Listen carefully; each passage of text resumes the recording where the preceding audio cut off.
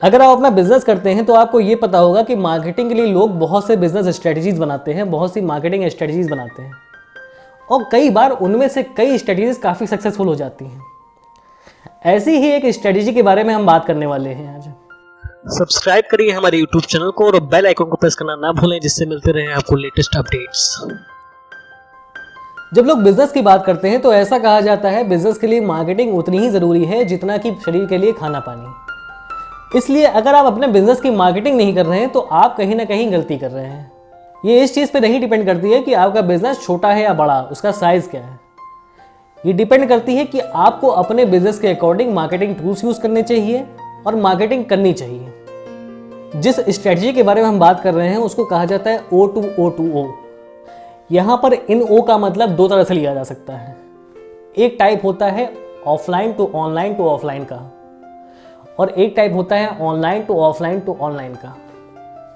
इन दोनों चीज़ों में ये स्ट्रेटजी काम करती है, ये तरीका काम करता है।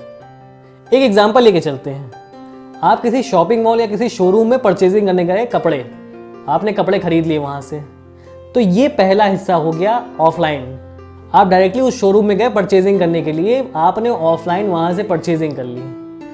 लेकिन जब आप बिल बनवाने गए तो वहाँ पर आपसे उस सेल्स पर्सन ने आपकी ईमेल आईडी और आपका नंबर ले लिया। अब उसके पास दो चीज़ें हो गई आपसे कम्युनिकेट करने के लिए। उसके पास आपका नंबर भी है और आपका ईमेल आईडी भी है। वो आपको आपके नंबर पर एसएमएस करता है या व्हाट्सएप करता है, बहुत सारी चीज़ें करता है कि हमारे यहाँ ये ऑफर चल रहे हैं, ये सेल लगी हुई है, ये नया स्टॉक आया है, ये नया साड़ियों का स्टॉक आया है। बहुत तरीके के ऑफर्स आपको भेजा करता है। आप उन ऑफर्स को देखते हो, कई बार इग्नोर कर देते हैं, लेकिन कई बार उन ऑफर्स को देखकर आप थोड़ा सा इंटरेस्टेड होते हैं। आप दोबारा उस शोरूम में जाते हैं परचेजिंग के लिए।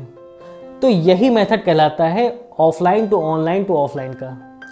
यहाँ पर पहली बार आप ऑफलाइन परचेजिंग करने गए, उसके बाद आपसे उस सेल्स पर्सन ने कुछ चीज़ें ली, ईमेल आईडी ली या फिर वो नंबर लिया और उसके बाद उसने आपका इंटरेस्ट जगाया, आपसे कम्युनिकेट किया, आपसे रिलेशन बनाया, आपको अलग अलग तरह के ऑफर्स दिए। उसके ऑफर से अट्रैक्ट होकर आप उसके बाद फिर से परचेजिंग करने के लिए पहुँचे।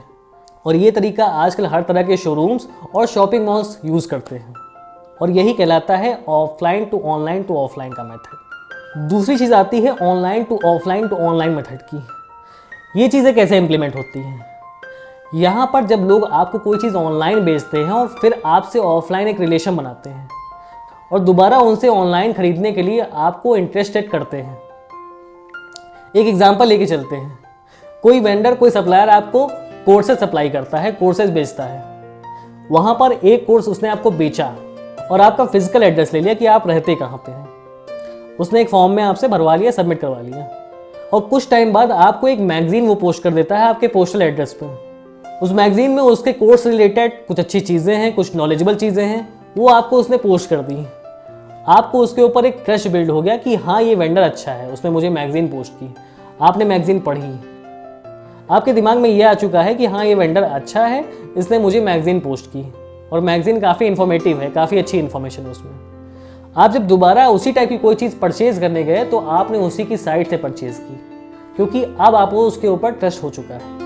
तो यहाँ पर वेंडर ने क्या किया, पहले ऑनलाइन सेल की, फिर आपसे एक ऑफलाइन रिलेशन बनाया आपका पोस्टल एड्रेस लेके, और दोबारा जब आप परचेज करने गए तो आपने उसी की वेबसाइट से परचेज किया, फिर से उसकी ऑनलाइन सेल हुई।